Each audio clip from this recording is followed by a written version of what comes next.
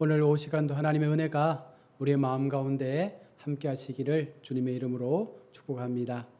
우리가 계속해서 출애굽의 말씀을 통해서 하나님께서 어떻게 하나님의 선한 계획들을 이루어 가시는지를 살펴볼 수 있기를 원합니다. 하나님은 주님의 계획을 이루시기 위해서 특별히 일하고 또 지금도 여전히 우리와 함께하고 있다는 사실을 우리는 분명 기억해야 합니다. 때때로 사람을 통해서 혹은 자연 환경을 통해서 하나님의 역사는 우리 인생 가운데 증거되고 있습니다. 하나님은 출애굽의 역사를 이루기 위해서 모세를 택하시고 또 아론을 세우셨습니다. 모세를 하나님의 대리자로, 아론을 하나님의 대언자로 세우셔서 하나님께서 계획하신 그 일들이 이루어져 갈 수 있도록 하나님은 일하시고 있는 것입니다. 하나님은 모세와 아론에게 하나님의 음성의 대언자로 세워서 바로왕 앞에서 하나님이 어떤 분이신지를 분명히 우리 가운데 증거하여 주고 있는 것입니다. 분명하게 때때로 완강하게 하나님은 하나님의 방법대로 그것이 이루어질 때까지 이 일들이 진행되도록 하신다는 것이죠. 우리가 명심해야 할 것은 하나님은 결코 포기하지 않는다는 것입니다.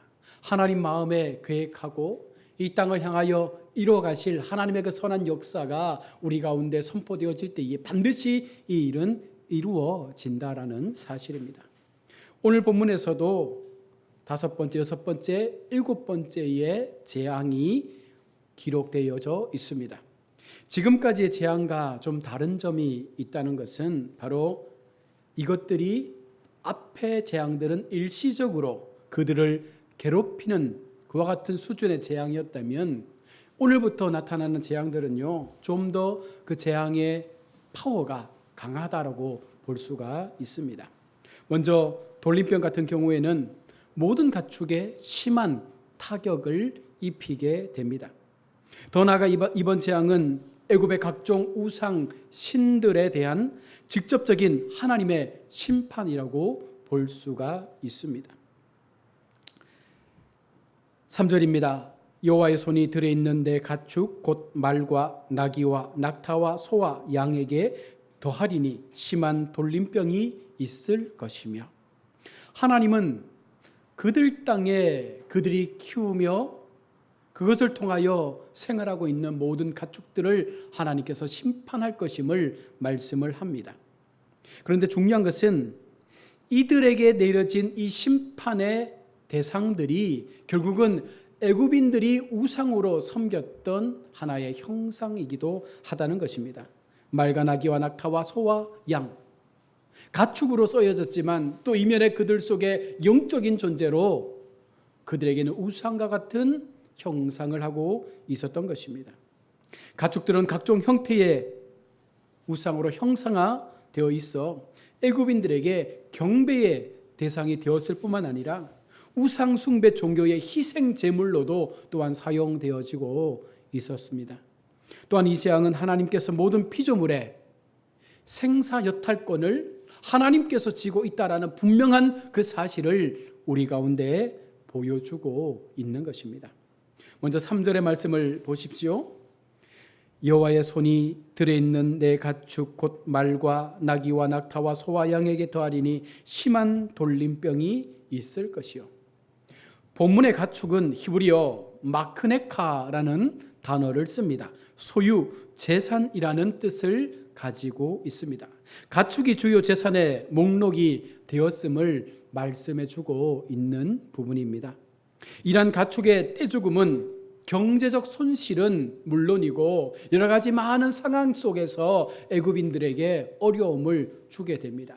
당시의 화폐 문화가 바로 무엇이었습니까? 가축을 가지고 또 물건을 서로 맞바꾸면서 그렇게 경제적 활동이 일어났던 그와 같은 시절 속에 가축이 죽는다는 것은 엄청난 피해를 입게 되는 것입니다. 또한 이 가축을 통하여 많은 교통의 어떤 상황들을 사용했지 않습니까?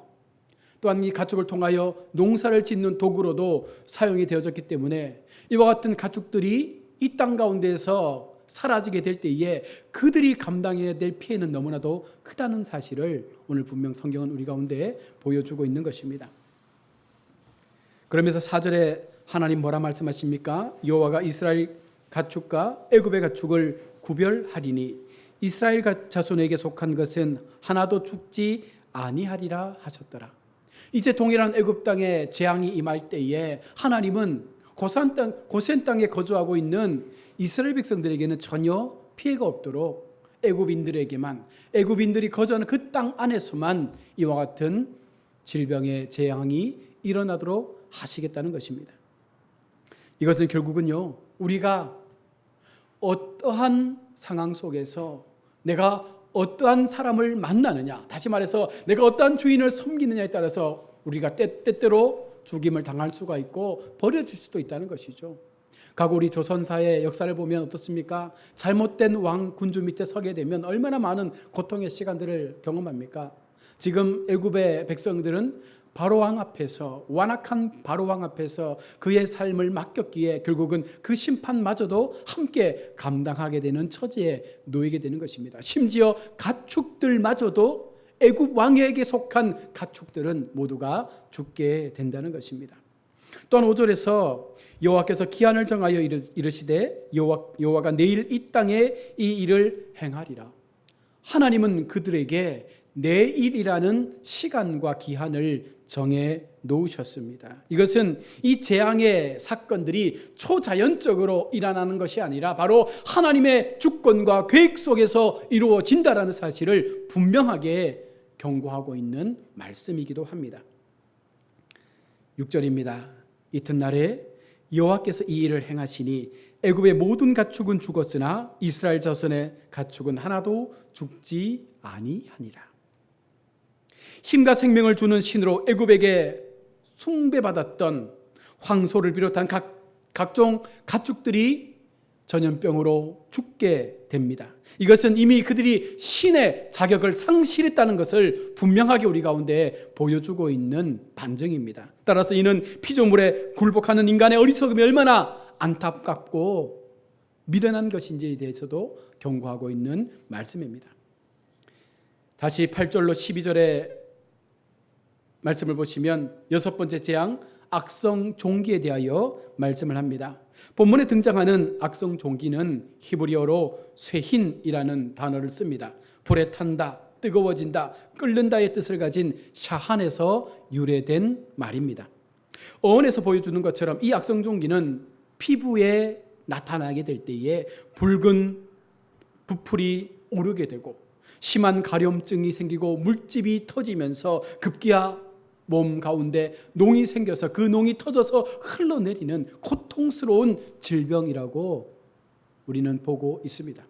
다시 말해서 애굽인들에게 이와 같은 피부병들이 간혹 일어났다는 것입니다. 그들은 이것 때문에 굉장히 고통스럽고 힘들었던 시간들을 보냈는데 오늘 그 애굽인들 모두에게 이와 같은 질병이 나타나게 된다는 것은 얼마나 힘들고 아픈 시간들이겠습니까? 10절입니다. 그들이 화덕의 질을 가지고 바로 앞에 서서 모세가 하늘을 향하여 날리니 사람과 짐승에게 불어 악한 종기가 생기고,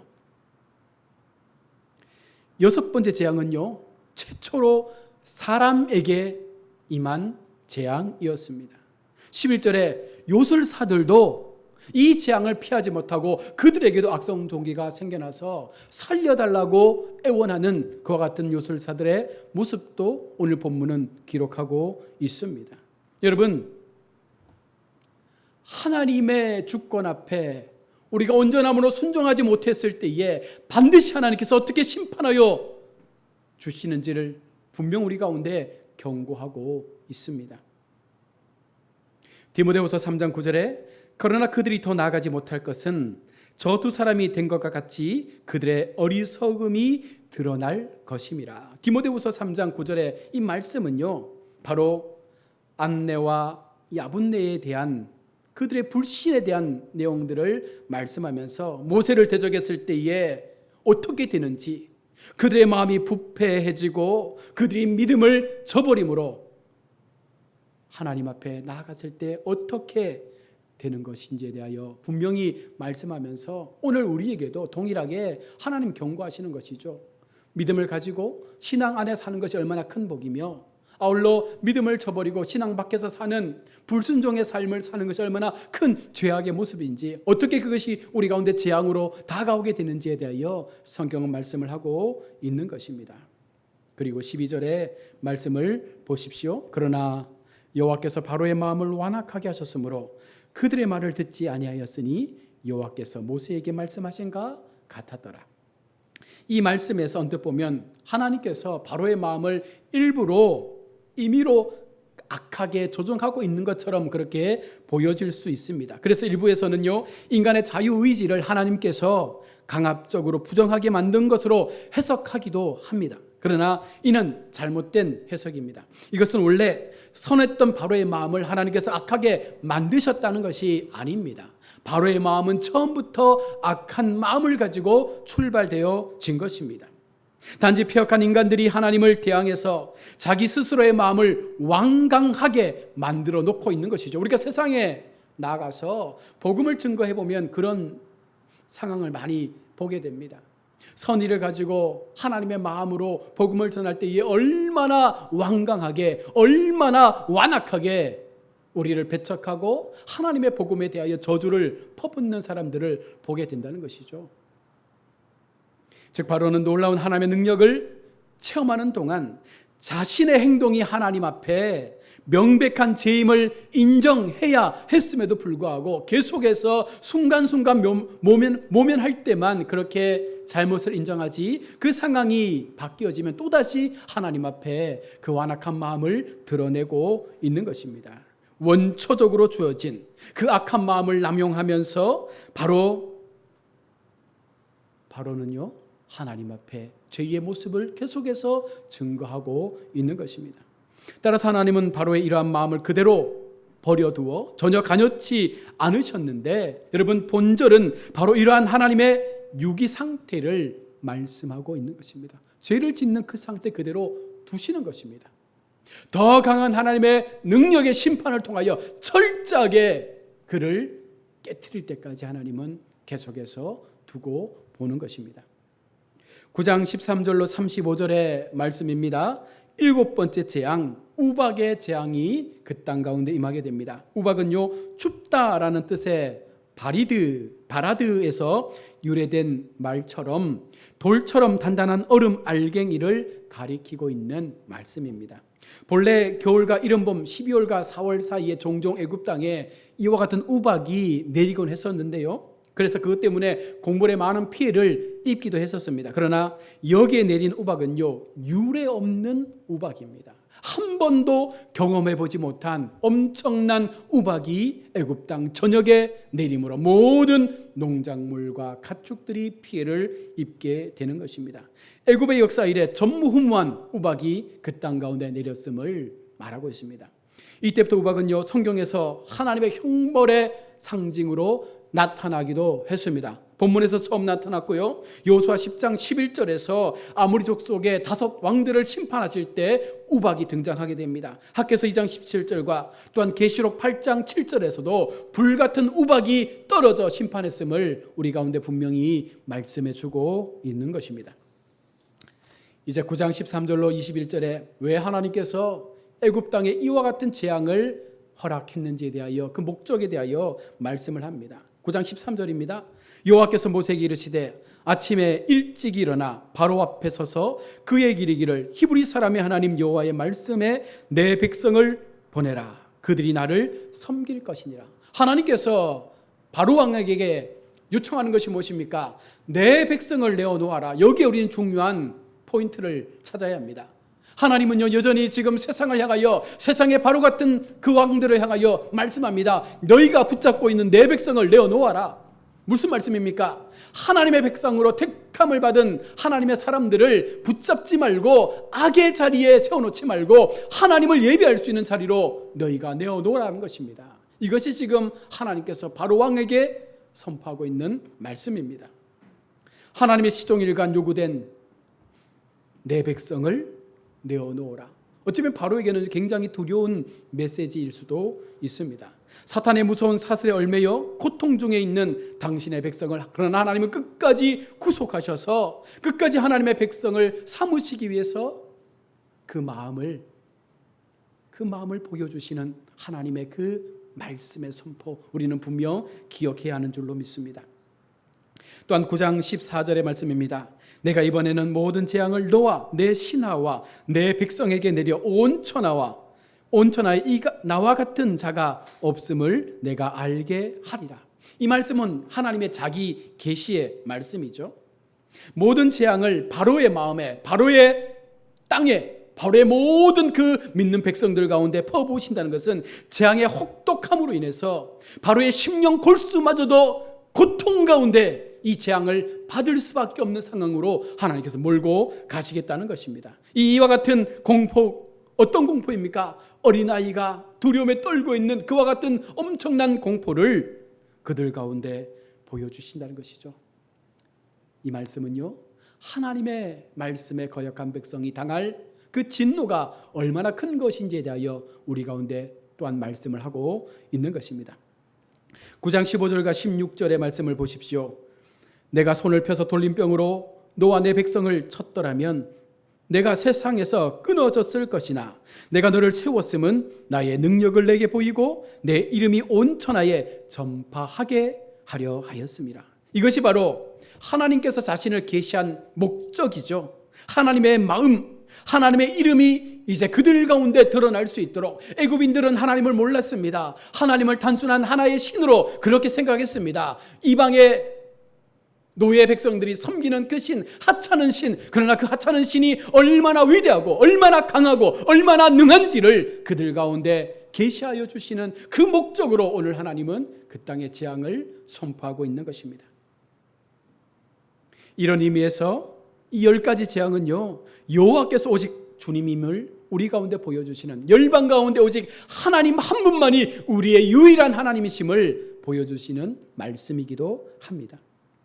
9장 19절로 21절의 말씀에서는요, 이제 인명에 대한 그 경고를 하고 있습니다.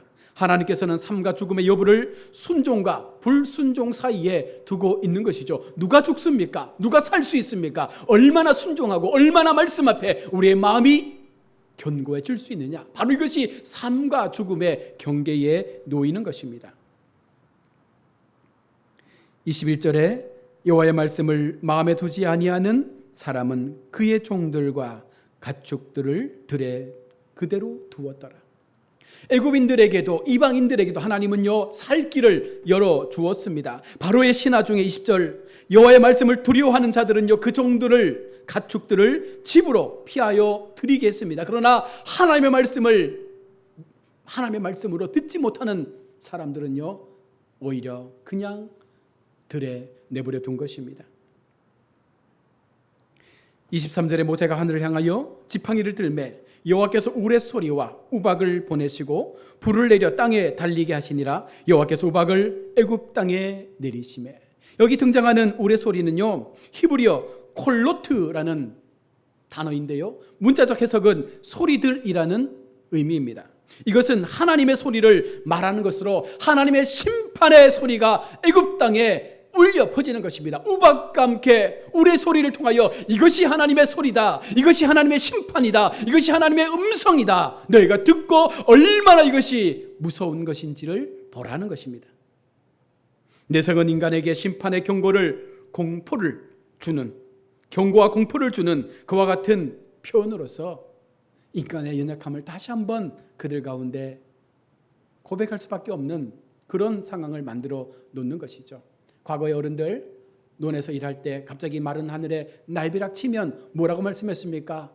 죄 지은 사람들 불안하겠네, 무섭겠네, 그런 말 했지 않습니까? 죄 짓고는 못 삽니다. 죄 지으면 반드시 그에 따르는 하나님의 화가 있음을 우리는 알고 있는 것이죠.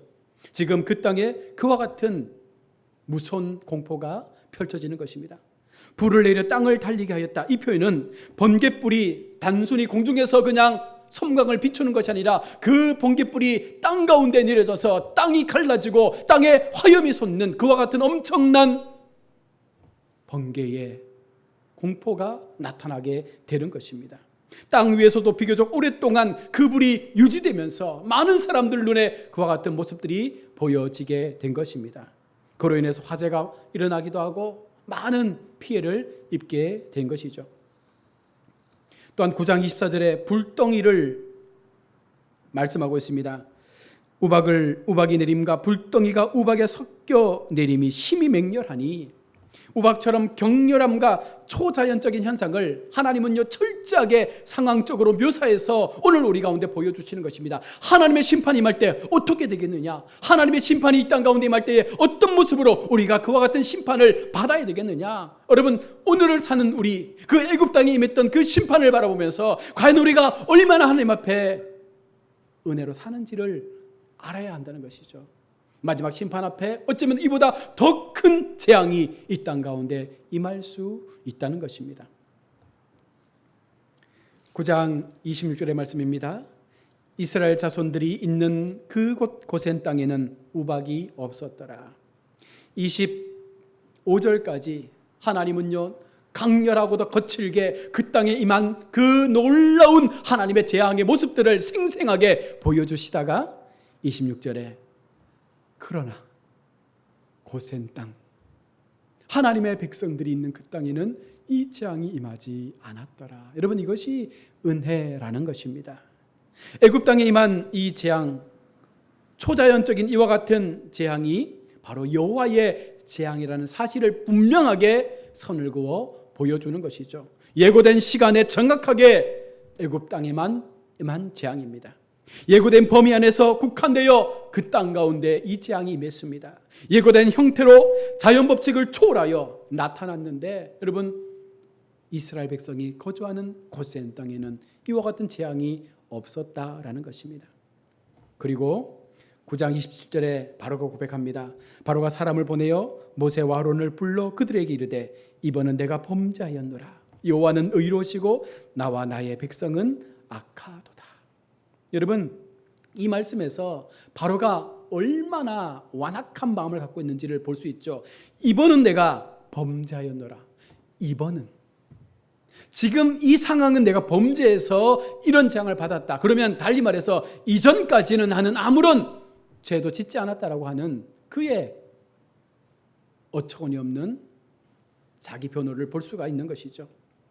전제를 두고 있는 것입니다. 그럼 이전에는 죄를 범하지 않았기에 나는 이 상황만 사과하면 해결된다라고 자기를 합리화시키고 있는 것입니다. 바로의 고백은요, 마음에서 우러난 진실된 고백이 아니죠. 하나님과 바로와의 관계를 바로가 어떻게 생각하고 있습니까? 사랑과 은혜의 관계? 아니죠. 왕과 왕의 관계로서, 신과 신의 관계로서 나는 하나님과 대등한 존재로 그렇게 여기며 하나님을 대적하고 있는 것입니다. 어찌 그와 같은 사람에게서 회개의 마음이 일어날 수 있겠습니까? 9장 29절입니다. 모세가 그에게 이르되 내가 성에서 나가서 곧 내 손을 여호와를 향하여 펴리니 그리하면 우레소리가 그치고 우박이 다시 있지 아니할지라. 세상이 여호와께 속한 줄을 왕이 알리라. 하나님은 모세가 그 손을 여호와를 향하여 들물에 인하여 이 모든 재앙이 그치도록 했다는 것은 무엇을 반증합니까? 하나님께서 모세를 통하여 이 재앙을 시작했다면 하나님께서 모세를 통하여 이 재앙이 끝나게 하셨다. 결국은 하나님께서 우리의 왕이 되심을 다시 한번 우리 가운데 보여주고 있는 것이죠. 세상이 여호와께 속한 줄을 왕이 알리라. 이 모든 세상이 하나님께 속한 것임을 바로 왕이 똑똑히 보고 알게 하겠다라고 하나님은 말씀을 합니다. 그리고 9장 30절에 그러나 왕과 왕의 신하들이 여호와 하나님을 아직도 두려워하지 아니할 줄을 내가 아나이다.